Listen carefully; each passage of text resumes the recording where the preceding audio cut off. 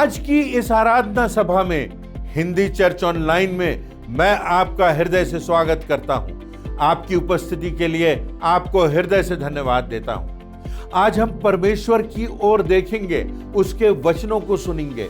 आज के संसार की आपाधापी में, आज के संसार की दौड़ में, भौतिकवाद के दबाव में हमारी जिंदगियों में तनाव आ जाता है और इस तनाव से हमारी जिंदगी प्रभावित होती है, हमारी जिंदगी के आयाम प्रभावित होते हैं। हमारा आत्मिक जीवन, हमारा मानसिक जीवन, हमारा शारीरिक जीवन भी प्रभावित होता है। तो हम देखेंगे कि तनाव से मुक्त रहने के लिए आज परमेश्वर हमसे क्या कहना चाहता है, कौन सी शिक्षा हमको देना चाहता है। हम और आप आनंद का जीवन जीना चाहते हैं, शांति और परिपक्वता का जीवन जीना चाहते हैं, तनाव से मुक्त होकर जिंदगी जीना चाहते हैं। तो क्या हमारे साथ यह बात सत्य है कि आज हम उस तनाव से मुक्त हैं या हम उस दबाव में जी रहे हैं? यह बहुत आसान है कि हम तनावग्रस्त हो जाएं और अपनी जिंदगी के आयामों को इस संसार की सांसारिकता से प्रदूषित कर लें। परंतु परमेश्वर का वचन हमारे हृदय को शुद्ध करता है, हमें आनंद की राह बताता है, हमें शांति की राह दिखाता है, तनाव से मुक्त होने की बात बताता है। तो आज हम इस विषय पर चर्चा करेंगे, उसके साथ साथ हम गीतों को गाएंगे, हम प्रार्थना करेंगे और प्रभु यीशु मसीह के बलिदान को स्मरण करेंगे। तो आइए आज की इस हिंदी चर्च ऑनलाइन की आराधना में हम सब आगे बढ़ते हैं और परमेश्वर की ओर अपना ध्यान लगाते हैं। तो आइए हम अपनी आंखें पर्वतों की ओर लगाएं, क्योंकि हमें सहायता उसी की ओर से मिलती है जिसने हमें जिंदगी दी है, जो हमारा सृष्टि करता है, जो हमारा जीवन दाता है। आपको प्रभु यीशु के मधुर नाम में नमस्कार। हिंदी चर्च ऑनलाइन आराधना में आप सभी का स्वागत करती हूँ। आराधना में जाने से पूर्व हम परमेश्वर की आशीष एवं उसकी उपस्थिति के लिए प्रार्थना करेंगे। आइए हम प्रार्थना करें। हे पिता परमेश्वर, हम तुझे आज के दिन के लिए और तेरी सारी आशीषों के लिए धन्यवाद देते हैं। पिता, हम तुझसे प्रार्थना करते हैं इस हिंदी चर्च ऑनलाइन के लिए और इसमें सम्मिलित होने वाले हर एक जन के लिए। पिता, हमारी सहायता कर कि हम आत्मा और सच्चाई के साथ तेरी आराधना करें, ताकि इस आराधना के द्वारा हमारे जीवनों से सब पाप, बुराई, अधर्म दूर हों और हम तेरे जीवित गवाह और प्रज्वलित ज्योति बन सके, क्योंकि हम अपनी इस विनती को तेरे ही इकलौते बेटे प्रभु यीशु मसीह के नाम से मांगते हैं, आमीन। आओ हम यहोवा के लिए ऊंचे स्वर से गाएं, अपने उद्धार की चट्टान का जय जयकार करें। हम धन्यवाद करते हुए उसके सम्मुख आएं और भजन गाते हुए उसका जय जयकार करें। हमारा परमेश्वर महिमा और स्तुति के योग्य है। बड़े उत्साह के साथ परमेश्वर के आदर और महिमा में हम कुछ गीत और कोरस गाएंगे।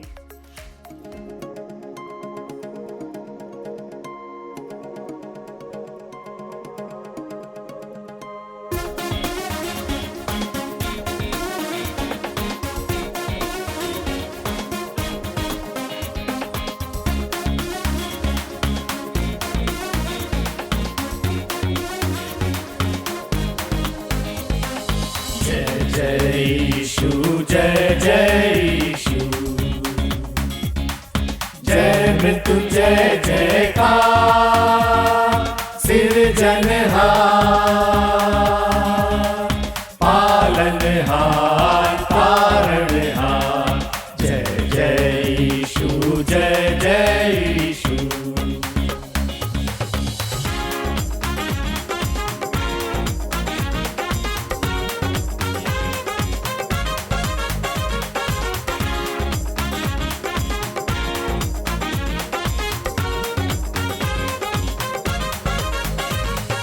दीनों का दुख हरने वाला, हृदय में शांति भरने वाला। दीनों का दुख हरने वाला, हृदय में शांति भरने वाला। जय जन रंजन जय दुख भंजन, जय जन रंजन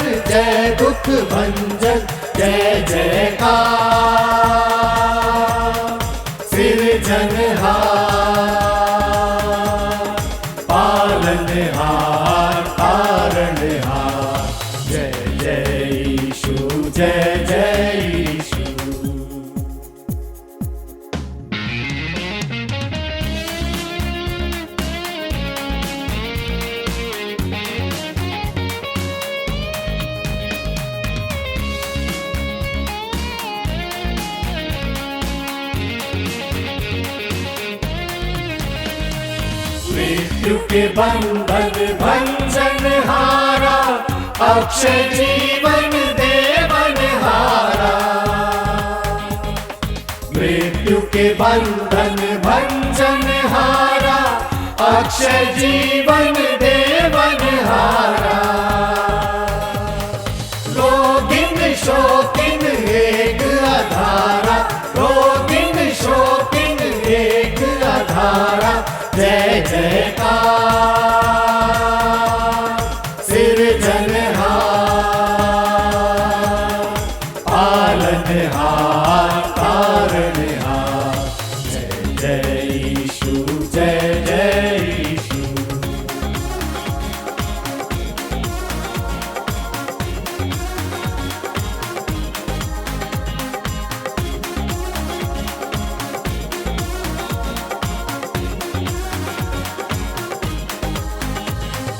जय जयकार करो सब प्यारो, नर नारी एक संग पुकारो। जय जयकार करो सब प्यारो, नर नारी एक संग पुकारो। नारा मारो जय ललकारो, नारा मारो जय ललकारो। जय जयकार सिरजनहार, पालनहार तारणहार। जय जय यीशु, जय जय यीशु। जय मृत्युंजय जयकार सिरजनहार, पालनहार तारणहार। जय जय यीशु, जय जय यीशु।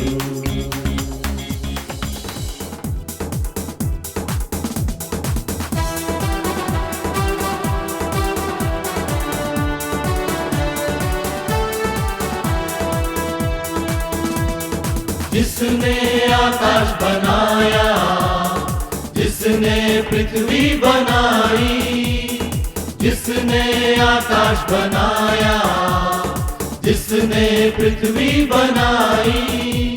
वो सर्वशक्तिमान प्रभु है, वो यहोवा हमारे संग संग है। वो सर्वशक्तिमान प्रभु है, वो यहोवा हमारे संग संग है।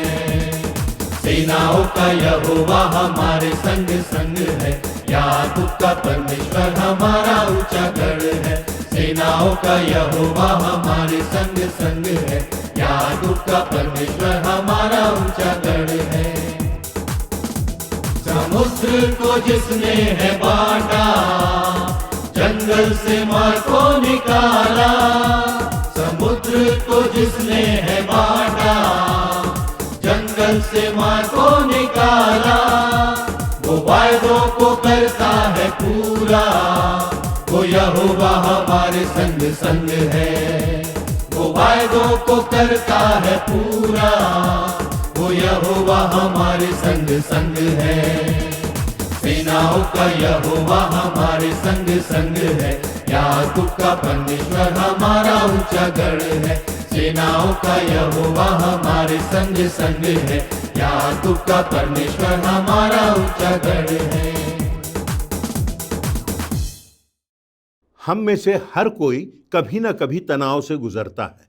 हम एक ऐसे संसार में रहते हैं जहां परिस्थितियां, पारिवारिक परिवेश, सामाजिक परिवेश, राजनीति की बात, व्यक्तिगत समस्याएं, इन सब बातों के प्रभाव से व्यक्ति को तनाव होता है। हम ऐसे संसार में रहते हैं जहां आवश्यकताएं बढ़ रही हैं और स्रोत घट रहे हैं, जहां व्यस्तता है, जहां दबाव है, जहां निर्धारित समय सीमा है, समय पर अपने कार्य को पूरा करना है। वहीं दूसरी ओर बेरोजगारी है, भविष्य अनिश्चित है, अनिर्णय की स्थिति में हम पहुंच जाते हैं। लोग अकेलेपन की भावना से ग्रसित हैं, कहीं बीमारियों का भय है, कहीं मृत्यु का भय है। परंतु परमेश्वर के वचन में व्यक्ति के जीवन की समस्याओं के लिए समाधान की बात बताई गई है।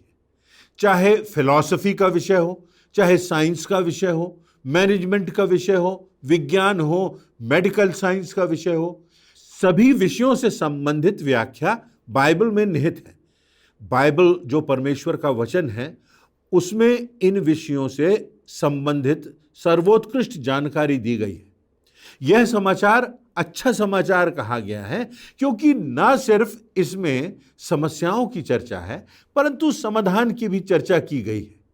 शारीरिक, आत्मिक, मानसिक रूप से तनाव का असर हमारे जीवनों पर पड़ रहा है। यदि आप किसी डॉक्टर से पूछेंगे तो वे बताएंगे कि जब तनाव होता है तो कभी ब्लड प्रेशर बढ़ जाता है, पल्स रेट बढ़ जाती है, सीधा सीधा इसका असर हृदय पर भी पड़ता है। आज के संसार में सबको आगे बढ़ने की चाह है। प्रतिस्पर्धा की दौड़ भी तनाव को बढ़ाती है। बहुत थोड़े समय में बहुत कुछ कर लेने की दौड़ है, थोड़े समय में ज्यादा कमाने की बात है, शॉर्टकट ढूंढ लेने की बात है, तेजी से बढ़ते हुए परिवर्तन में स्वयं को ढालने की दौड़ है। कई मुद्दों में नई पीढ़ी की विचारधारा से पुरानी पीढ़ी की विचारधारा में बहुत बड़ा अंतर होता है, क्योंकि सबके सोचने समझने का ढंग फर्क होता है। हर किसी का पैमाना, मापदंड भिन्न होता है और इस कारण कई बार परिवारों में भी तनाव आ जाता है। आज सारे संसार में इतनी इंफॉर्मेशन है, जितनी जानकारी 10 वर्ष पहले थी उसकी तुलना में उसका 80% से कहीं ज्यादा भाग आज है। आज के युग में बढ़ती जनसंख्या और घटते हुए स्रोत तनाव का प्रमुख कारण भी होते हैं। आज महंगाई बढ़ रही है, इसके बहुत से कारण हो सकते हैं, परंतु ईंधन की, भोज्य पदार्थों की कीमतें तेजी से बढ़ रही हैं। अर्बनाइजेशन हो रहा है, जिसका मतलब यह है कि अधिकांश लोग गांव की तरफ से शहरों की तरफ आ रहे हैं, और जब वो शहरों की तरफ आते हैं, काम ढूंढते हैं, और तब बेरोजगारी की समस्या बढ़ जाती है। तो आवश्यकताएं बढ़ रही हैं, स्रोत कम हो रहे हैं। एशियन सोशियोलॉजिकल सर्वे जो 2019 में हुआ, उसमें बताया गया कि 10 वर्ष पूर्व 20% भारत के लोग शहरों में रहते थे और 80% लोग गांव में रहते थे। आज की स्थिति में 40% लोग शहरों में रहते हैं और 60% लोग गांव में रहते हैं। आप कल्पना कीजिए कितनी तेजी से यह हो रहा है देश में कि गांव के लोग शहर की तरफ मानो भागे चले आ रहे हैं। 19वीं सदी में सन 1834 में जब जनगणना हुई थी, तो दुनिया में केवल एक ही ऐसा शहर था जहां 10 लाख से ज्यादा लोग थे, और वह शहर लंदन था। आज 500 से अधिक ऐसे शहर हैं जहां पर 10 लाख से ज्यादा लोग रहते हैं। आज के संसार में बिखरता हुआ आर्थिक तंत्र और बढ़ते हुए विकल्प हैं। जो अंतर्राष्ट्रीय ब्रांड्स हैं वो मार्केट में आ गए हैं। एक समय में मारुति 800 नामक कार प्रमुख हुआ करती थी, परंतु अब 140 कंपनीज के वाहन आ गए हैं। जब आप बाजार जाना चाहें तो बाजार जा सकते हैं, मॉल्स में जाकर शॉपिंग कर सकते हैं, और अगर आपको घर से बाहर नहीं निकलना है तो आप ऑनलाइन शॉपिंग कर सकते हैं। उनकी पब्लिसिटी में हमसे कहा जाता है कि ये जो सामान है वो हमारे मित्र के पास है, वो दुनिया के इतने लोगों के पास है, हमारे सहकर्मी के पास है, देखो हमारे पड़ोसी के पास है। और ये सारी बातें मानव के मस्तिष्क में दबाव डालती हैं। तो बढ़ती हुई आवश्यकताएं, घटते हुए स्रोत, और जिंदगी में बहुत सी बातें संसार में जिसके कारण तनाव बढ़ रहा है। तो प्रश्न उठता है कि किस प्रकार हम इस तनाव से स्वयं को मुक्त रख सकते हैं। आज परमेश्वर के वचन के संदर्भ में हम इन बातों को देखेंगे। पहली बात, हमको परमेश्वर के धर्म और राज्य की खोज करते हुए अपना ध्यान परमेश्वर की ओर लगाना है। भजन संहिता 23:1 में भजनकार लिखता है, यहोवा मेरा चरवाहा है, मुझे कुछ घटी ना होगी, मेरी निर्भरता परमेश्वर पर है। हमें अपनी समस्याओं से, इस संसार की समस्याओं से अपनी नजरों को उठा के परमेश्वर की ओर देखना है। प्रातः काल से हमारा ध्यान उसकी ओर होना चाहिए। मैं एक रिसर्च पढ़ रहा था तो उसमें यह बताया गया है कि जब सुबह आप उठते हैं तो पहले 7 मिनट, प्रथम 7 मिनट जिस मानसिकता में, जिस वातावरण में आप रहते हैं, वही मानसिकता आपके सारे दिन भर आपकी दिनचर्या को प्रभावित करती है। सुबह के पहले 7 मिनट बहुत प्रमुख होते हैं और इसलिए हमको यह ध्यान रखना है कि हमें अपनी आंखें पर्वतों की ओर उठाना है, हमें अपनी आंखें परमेश्वर की ओर उठाना है, हमें अपना ध्यान परमेश्वर को धन्यवाद देने में लगाना है। आज सब प्रकार की बातें जो मीडिया में सुनाई देती हैं, जो मैसेजेस हमारे पास आते हैं, उनसे हमको चिंता हो जाती है कि ये क्या हो रहा है, हमारे मित्रों में, हमारे प्रिय लोगों में कौन कौन सी कठिनाइयां आ गई हैं, कौन कौन सी बीमारियों का वो सामना कर रहे हैं। इसलिए चिंता से मुक्त होने के लिए सबसे पहला काम जो हमें करना है वो ये कि हमको अपना ध्यान परमेश्वर की ओर लगाना है, क्योंकि जब हम उस परमेश्वर की ओर देखेंगे जिसने हमको सिरजा है, इस सृष्टि को सिरजा है, तब हम ये जानेंगे कि परमेश्वर हमारा चरवाहा है। उसके वचन में लिखा है कि परमेश्वर हमारी अगुवाई करता है, हम परमेश्वर की सर्वोत्कृष्ट कृति हैं।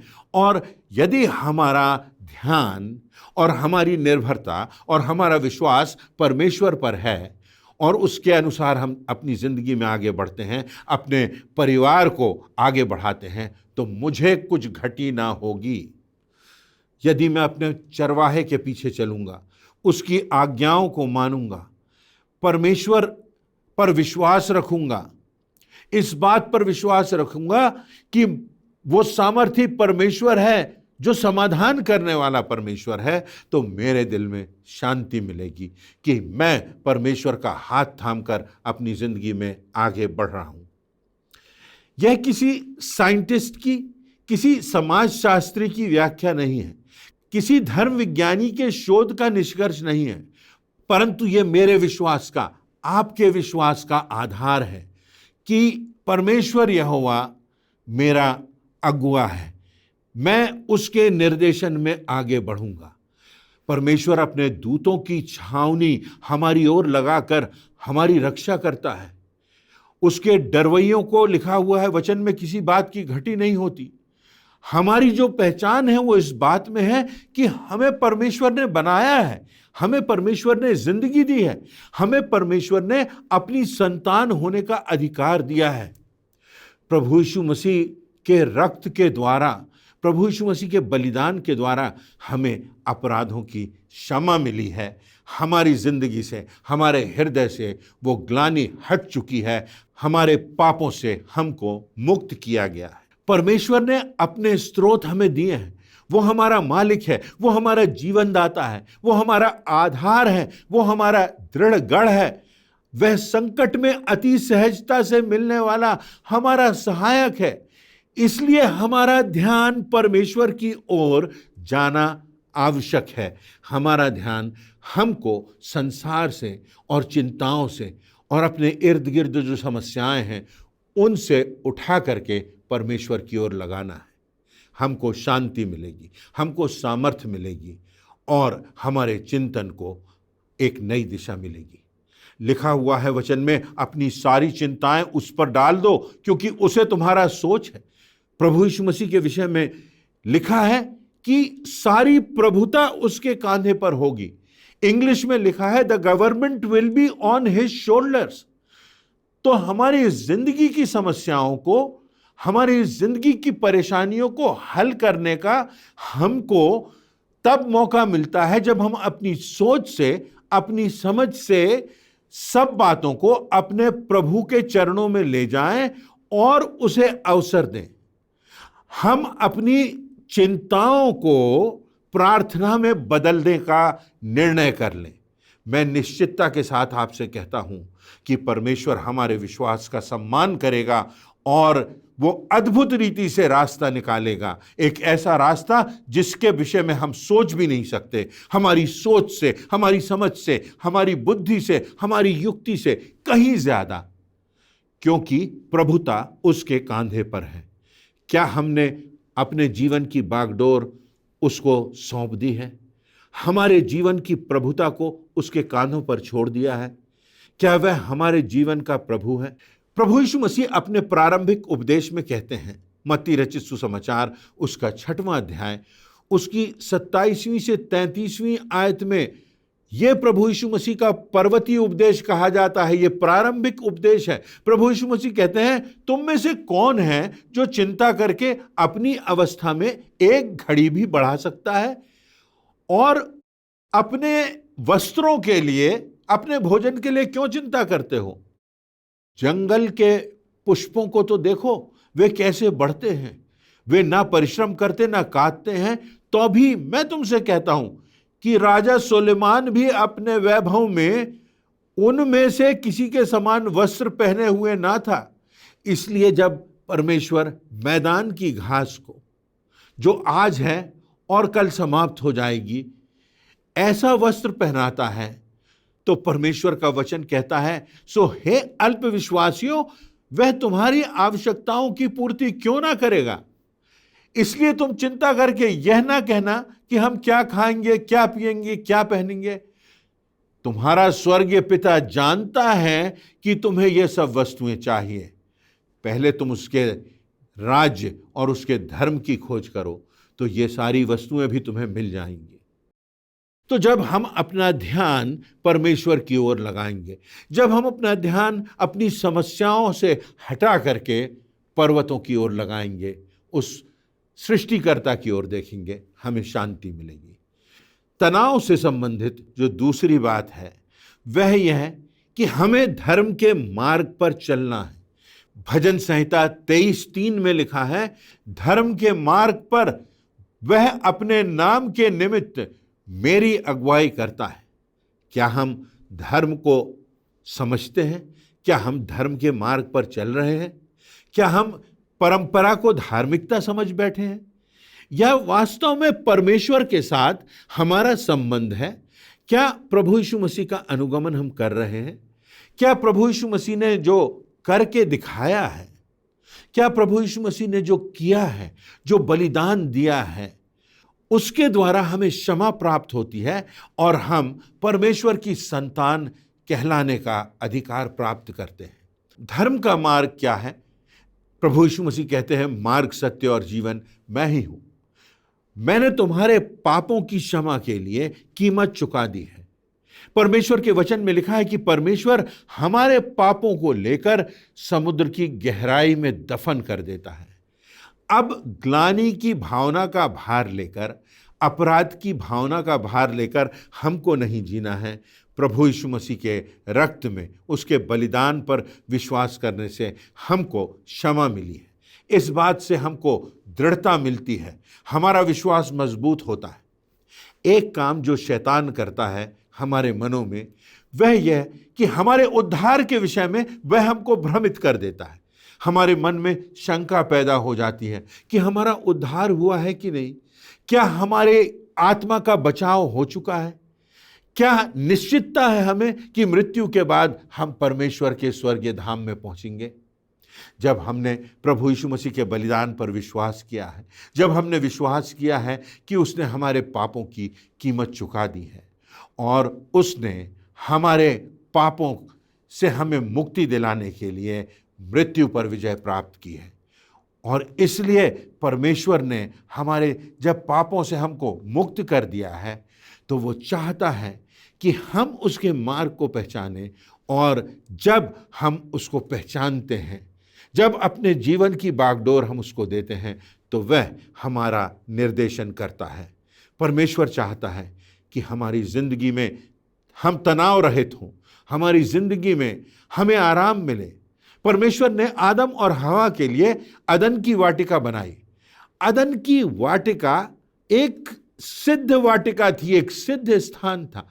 अदन की वाटिका परमेश्वर के संबंधों के लिए एक सिद्ध स्थान था, जहां मानव का परमेश्वर के साथ मिलन होता था। खूबसूरती के मामले में आप देख लें, सुगंध के मामले में आप देख लें, संबंधों के मामले में आप देख लें, परमेश्वर से आत्मीयता और गहरे संबंध के मामले में आप देख लें, परमेश्वर आदम और हवा के साथ स्वयं अदन की वाटिका में विचरण करता था और उसका वार्तालाप उनके साथ होता था।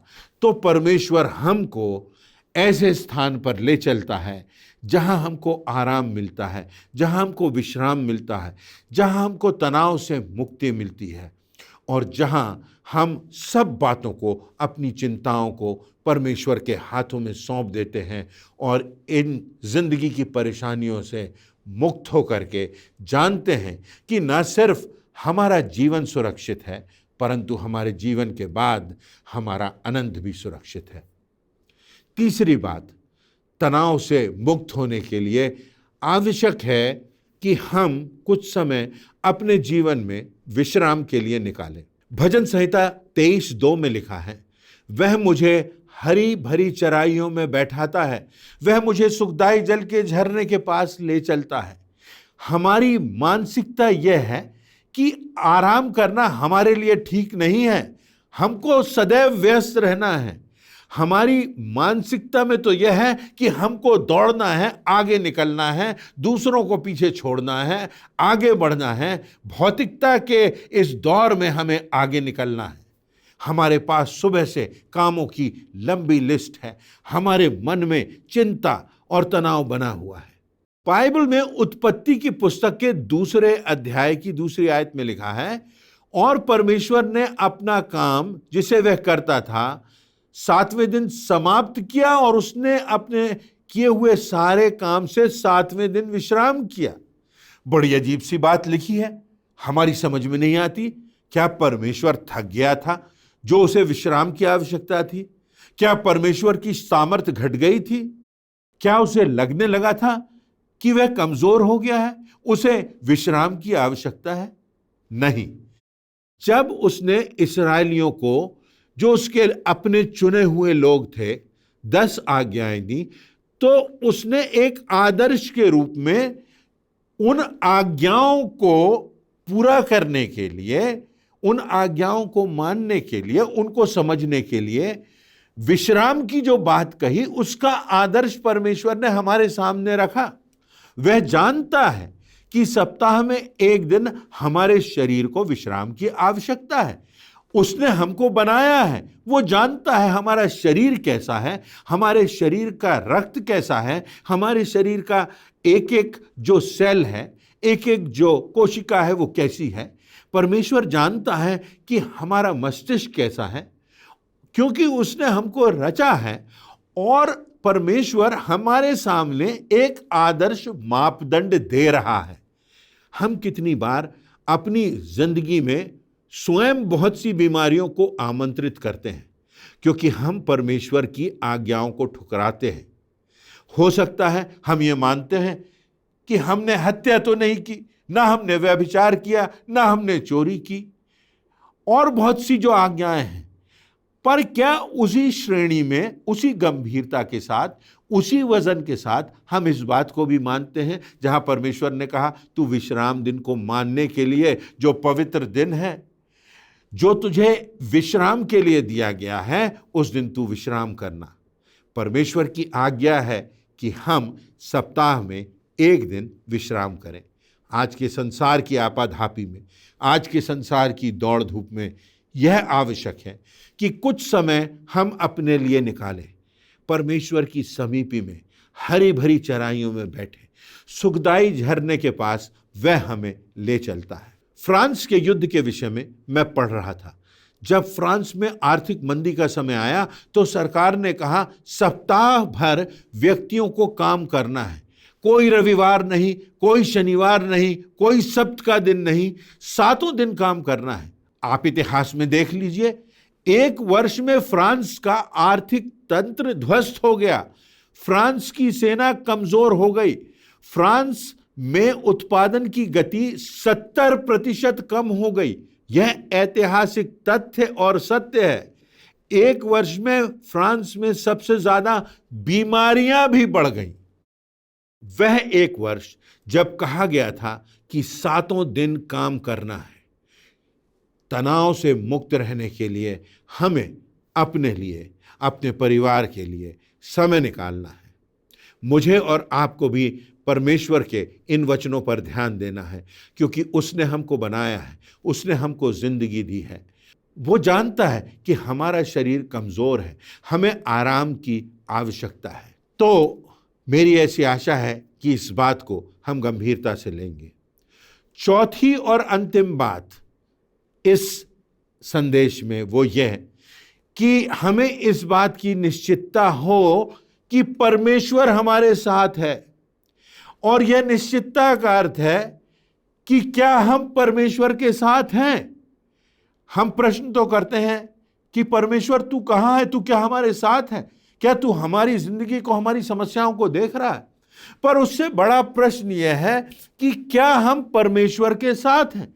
अगर हम परमेश्वर के साथ हैं, अगर हम परमेश्वर के मार्ग पर हैं, यदि हमें इस बात की निश्चितता है कि हम धर्म के मार्ग पर चल रहे हैं, तो इस बात की निश्चितता भी है, लिखा हुआ है, तू मेरे साथ रहता है। जब प्रभु यीशु मसीह का जन्म हुआ तो स्वर्गदूत ने कहा उसका नाम इमैनुएल रखा जाएगा। मत्ती 1:23 में लिखा है कि देखो, एक कुंवारी गर्भवती होगी और एक पुत्र जनेगी, उसका नाम इमैनुएल रखा जाएगा, जिसका अर्थ है परमेश्वर हमारे साथ। प्रभु यीशु मसीह को शांति का राजकुमार कहा गया है। यशायाह 9 और उसकी 6वीं आयत में लिखा हुआ है, क्योंकि हमारे लिए एक बालक उत्पन्न हुआ, हमें एक पुत्र दिया गया और सारी प्रभुता उसके कांधे पर होगी और उसका नाम अद्भुत युक्ति करने वाला, पराक्रमी परमेश्वर, अनंत काल का पिता और शांति का राजकुमार रखा जाएगा। फिलिपियों की पत्री उसका 4था अध्याय, उसकी 6वीं 7वीं आयतों में एक बहुत प्रमुख बात लिखी है, जो आज हमारे लिए केंद्रीय बात है, जो प्रमुख बात है, जिस पर हमें ध्यान देना है। वहां पर लिखा हुआ है कि किसी भी बात की चिंता मत करो, पर हर बात में तुम्हारे निवेदन, प्रार्थना और विनती के द्वारा धन्यवाद के साथ परमेश्वर के सामने उपस्थित किए जाएं। तब परमेश्वर की शांति, जो समझ से बिल्कुल परे है, तुम्हारे हृदय और तुम्हारे विचारों को मसीह यीशु में सुरक्षित रखेगी। प्रश्न यह है कि क्या हम उसके साथ हैं? क्या हम धर्म के मार्ग पर चल रहे हैं? अगर ऐसी बात है तो उसकी प्रतिज्ञा है कि वह हमारे साथ रहता है, वह हमको अवसर देता है। अगर आज हम भटक भी गए हैं तो वो हमको बुला रहा है, वो हमको आवाज़ दे रहा है।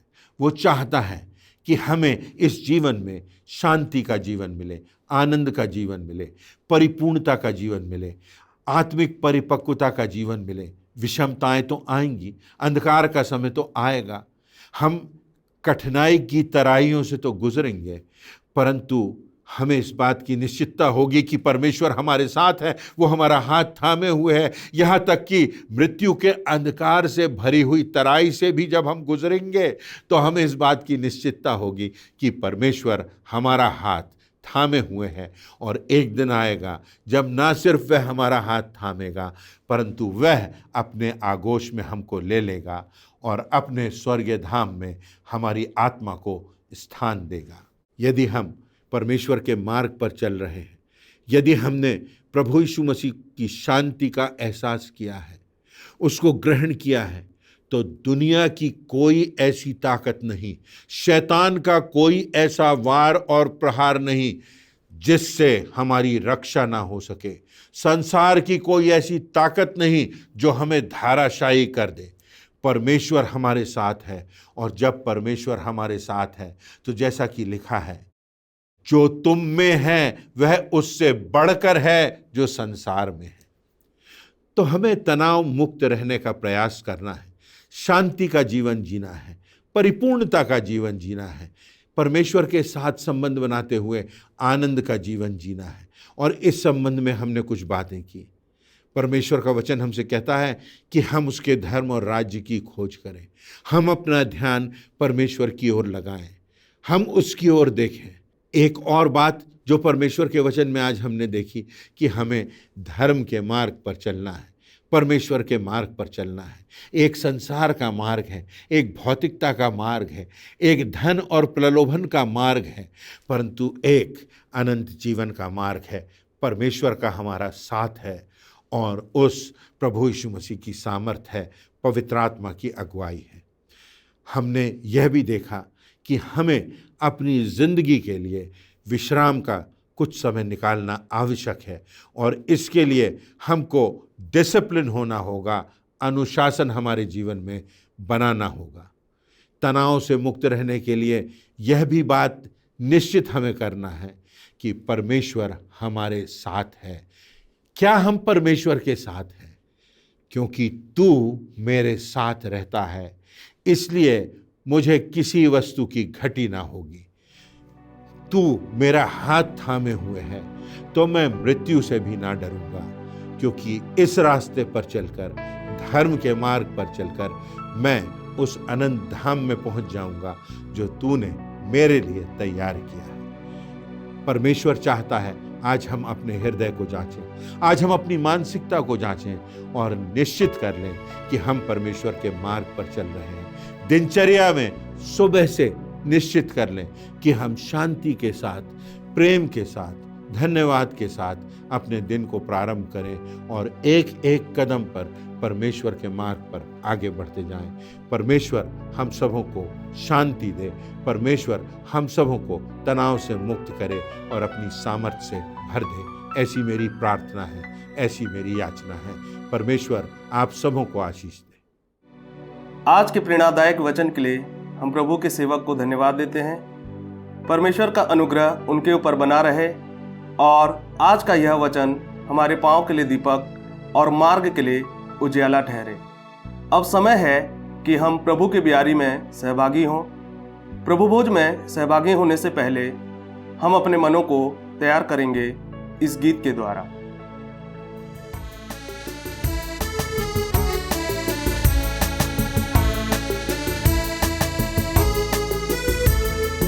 यीशु सलीब पर मरा मेरे लिए कैसा महान दुख सहा मेरे लिए नदियाँ वो कैसी खून की क्रीस्त के खून से बह गई। नदियाँ वो कैसी खून की क्रीस्त के खून से बह गई। धुल गए पाप मिट गए दाग, धुल गए पाप मिट गए दाग।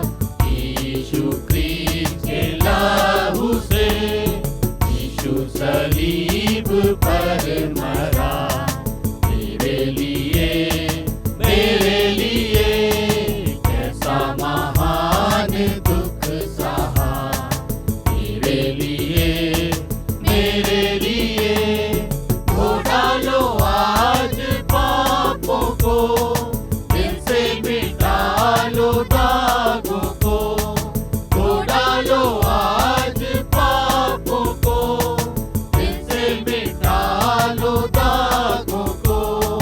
हो जाओ साफ तन मन से आज, हो जाओ साफ तन मन से आज।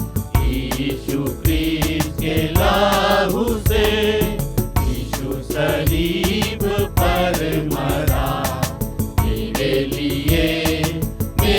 लिए कैसा महान दुख सहा मेरे लिए।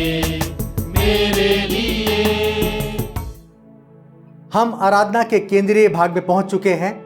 हम प्रभु की मेज में शामिल होंगे। प्रभु यीशु मसीह ने जिस रात को पकड़वाया गया रोटी ली और धन्यवाद करके तोड़ी और शिष्यों को देकर कहा, यह मेरी देह है जो तुम्हारे लिए दी जाती है। इसी रीति से उसने ब्यारी के पीछे कटोरा भी लिया और कहा, यह नए नियम की वाचा है, यह मेरा लहू है जो तुम्हारे पापों के लिए बहाया जाता है। आइए इस रोटी और इस कटोरे के लिए परमेश्वर को धन्यवाद दें। उससे हम प्रार्थना करेंगे। हमारे महान और दयालु सामर्थ्य पिता परमेश्वर, हम तेरी महिमा और तेरी स्तुति करते हैं। हम धन्यवाद देते हैं कि तूने अपने बेटे को संसार में भेजा ताकि वो बलिदान दे और हम बचाए जाएं और हमारा उद्धार हो। धन्यवाद देते हैं पिता परमेश्वर कि तूने अपने बेटे के द्वारा इस प्रभु भोज की स्थापना की। जब हम इस ब्यारी में शामिल होते हैं पिता परमेश्वर, हम उसके दुखों को स्मरण करते हुए इसमें भाग लें और अपने जीवनों को ऐसा बनाए जैसा तू चाहता है। इस प्रार्थना को उद्धारकर्ता प्रभु यीशु मसीह के नाम से मांगते हैं, आमीन। हम इस मेज में भाग लेंगे। जिनका बपतिस्मा हो गया है वे ही लोग इसमें शामिल हो सकते हैं। प्रभु की मेज तैयार है, आइए एक साथ इसमें हम भाग लेंगे।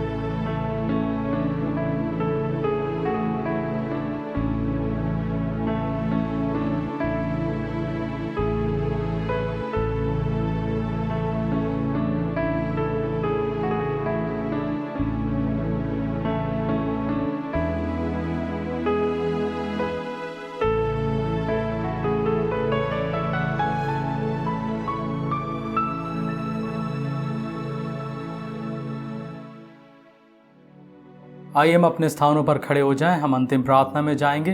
प्रार्थना के बाद प्रार्थना के रूप में कोरस गा लेंगे। उसके पश्चात परमेश्वर की आशीष ग्रहण करके आज की आराधना समाप्त करेंगे। आइए हम प्रार्थना करें। हमसे प्रेम करने वाले हमारे जीवित महान अनुग्रहकारी सामर्थी परमेश्वर, सारी आशीषों के लिए हम आपका धन्यवाद देते हैं। धन्यवाद देते हैं प्रभु जी कि आप आज की सारी आराधना में हमारे साथ बने रहे। परमेश्वर, आपने प्रभु जी अपने दास के द्वारा हमें वचन के द्वारा अनुग्रहित किया, इसके लिए हम आपका धन्यवाद देते हैं। प्रभु जी, आज इस संपूर्ण आराधना में जितने लोग उपस्थित रहे, जितने लोग जुड़े हैं, परमेश्वर हर एक को आप आशीषित करें। आने वाले सप्ताह में प्रभु जी हम सबों की अगुवाई करें, ताकि हम फिर से मिलकर प्रभु आपके नाम की महिमा कर सकें। सारी बातों के लिए हम आपका धन्यवाद देते हैं। विनती प्रभु यीशु मसीह के नाम से मांगते हैं, आमीन। पवित्र आत्मा, पवित्र आत्मा, मुझ ले चल मसीह के चरणों में। पवित्र आत्मा, पवित्र आत्मा, पवित्र आत्मा, ले चल मसीह के चरणों में। पवित्र आत्मा, सिर्फ तेरे लिए यीशु, तेरे लिए, सिर्फ तेरे लिए यीशु, तेरे लिए, सिर्फ तेरे लिए यीशु, तेरे लिए मैं हाथ उठाता हूँ। पवित्र आत्मा, पवित्र आत्मा, मुझ ले चल मसीह के चरणों में। पवित्र आत्मा।